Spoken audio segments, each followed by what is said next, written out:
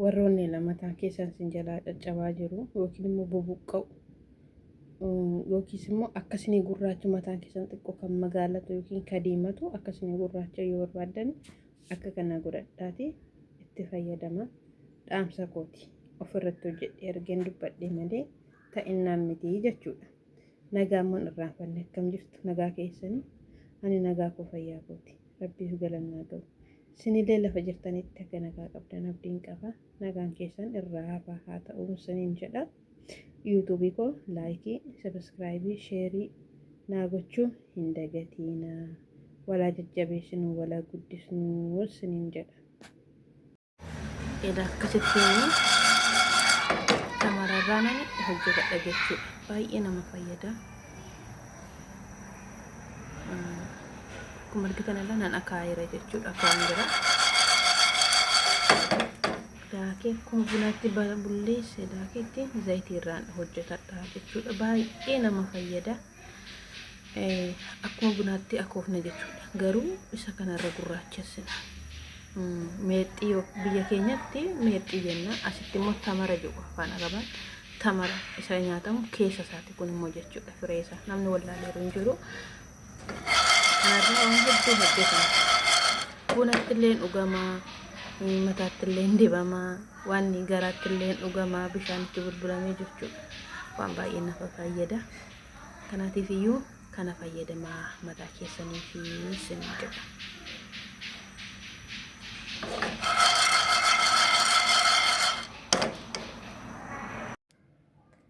Kottaala akkasitti mataa keenya yaallanna jechuudha. Har'a wanna kana qopheeffadheen jira. Edaa kuni burcuqqoodha.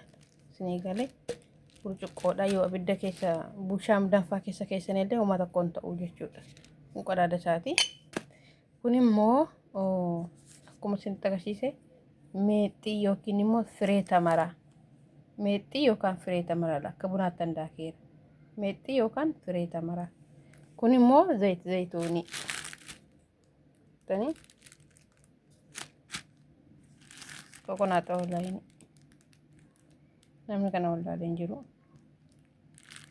Amma kana asan naqaa jechuudha. Gartuun tire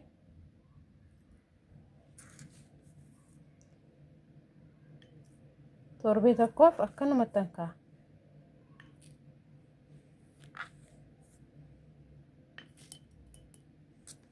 Agartanii tinaqadhe sanii booda zayituunii keenya itti naqadhe.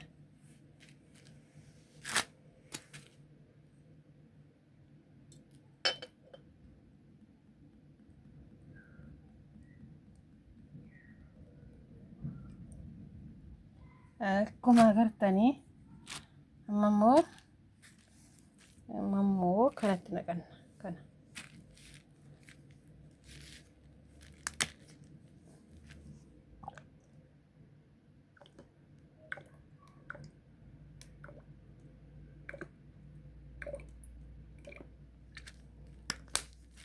Sanii booda qadaaddanne itti immoo jalaan gala'e.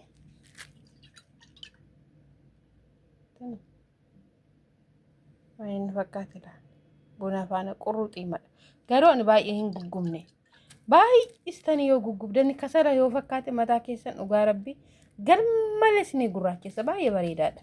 Filatamaadha mataatiif. Amma kana torbee tokko booda dibadhaa jechuudha. Agartanii?